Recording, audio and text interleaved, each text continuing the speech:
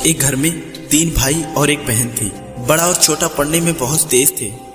उनके माँ बाप उन चारों से बहुत प्यार करते थे, मगर मझले बेटे से थोड़ा परेशान थे। बड़ा बेटा पढ़ लिख कर डॉक्टर बन गया, छोटा भी पढ़ लिख कर इंजीनियर बन गया, मगर मझला बिल्कुल आवारा और गंवार बन के ही रह गया। सबकी शादी हो गई। बहन और मझले को छोड़कर दोनों भाइयों ने लव मैरिज की थी। बहन की शादी भी अच्छे घराने में हुई थी। आखिर भाई सब डॉक्टर और इंजीनियर जो थे, अब मझले को कोई लड़की नहीं मिल रही थी। बाप भी परेशान और माँ भी परेशान। बहन जब भी मायके से आती तो सबसे पहले अपने बड़े और छोटे भैया से मिलती, मगर मझले से कभी नहीं मिला करती थी, क्योंकि ना तो वह कुछ दे सकता था और ना ही वह जल्दी घर पे मिलता था। पैसे पर वो दिहाड़ी पे मजदूरी करता था, पढ़ नहीं सका था ना, इसलिए नौकरी कौन देता। मझले की शादी किए बिना पिता गुजर गए। माँ ने सोचा कहीं अब बंटवारे की बात ना निकले, इसलिए अपने गांव की एक सीधी सादी लड़की से मंझले की शादी करवा दी। शादी हो जाने के बाद न जाने क्या हुआ कि मंझला एकदम लगन से काम करने लगा। दोस्तों ने कहा, ये चंदू आज अड्डे पर आना। चंदू ने कहा, आज नहीं फिर कभी दोस्त। दोस्तों ने कहा कि शादी के बाद तू जैसे बीवी का गुलाम ही हो गया हो।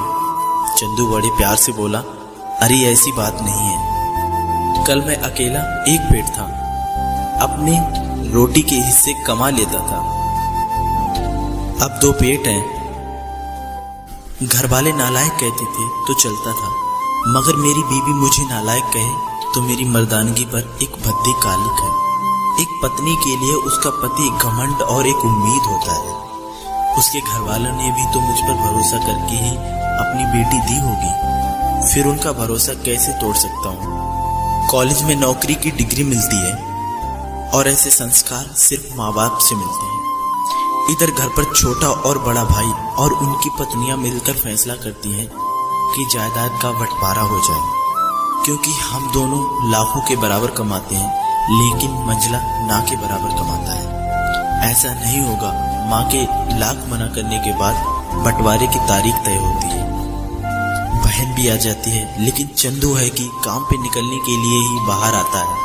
उसके दोनों भाई उसको पकड़कर भीतर लाकर बोलते हैं कि आज तो रुक जा, बंटवारा कर ही लेते हैं।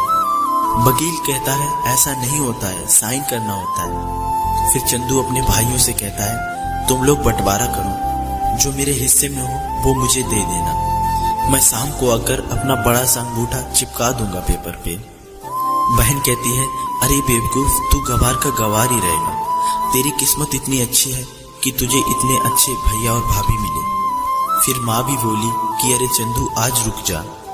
बंटवारे में 10 बीघा जमीन में दोनों भाई 5-5 बीघा जमीन रख लेते हैं और चंदू को पुश्तैनी घर दे देते हैं। फिर चंदू चिल्लाता है, अरे हमारी छुटकी का हिस्सा कौन सा है।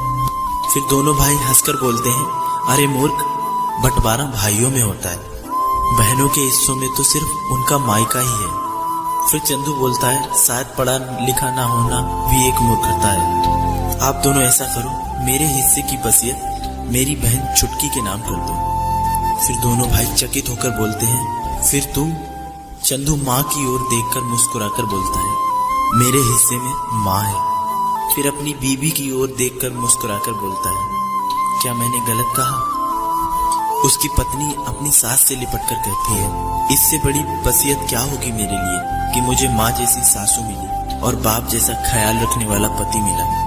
बस यही शब्द थे जो बंटवारे को सन्नाटे में बदल देते हैं। बहन दौड़कर रोकर अपने गंवार भैया के गले से लगती है और कहती है, मुझे माफ कर दे भैया, क्योंकि मैं समझ ना सकी आपको। चंदू अपनी बहन को बोलता है कि इस घर में तेरा भी उतना ही अधिकार है जितना हम सबका है। मैंने माँ का चुनाव इसलिए किया क्योंकि तुम सब मुझे याद आओ, क्योंकि ये सब वही कोख है जहाँ हम सब लोगों ने 9-9 महीने गुजारे हैं। माँ के साथ साथ तुम्हारी यादों को भी मैं रख रहा हूँ। दोनों भाई दौड़कर मझले से गले रखकर रोते रोते कहते हैं, आज तो सचमुच का बाबा लग रहा है। सबकी पलकों पे पानी ही पानी है। सब एक बार फिर से साथ साथ रहने लगते हैं। दोस्तों, जब लोग अनपढ़ थे तो परिवार एक हुआ करते थे। मैंने टूटे हुए परिवारों में अक्सर पढ़े लिखे लोग ही देखे हैं। दोस्तों ये वीडियो आप लोगों को कैसा लगा हमें कमेंट में जरूर बताइएगा। साथ ही साथ इस वीडियो को लाइक जरूर कीजिएगा और अगर आप हमारे चैनल पर नए आए हैं तो हमारे चैनल को सब्सक्राइब जरूर कीजिएगा।